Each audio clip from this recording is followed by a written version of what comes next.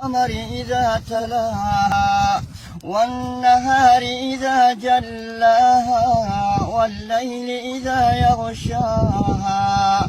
والسماء وما بناها والأرض وما طحاها ونفس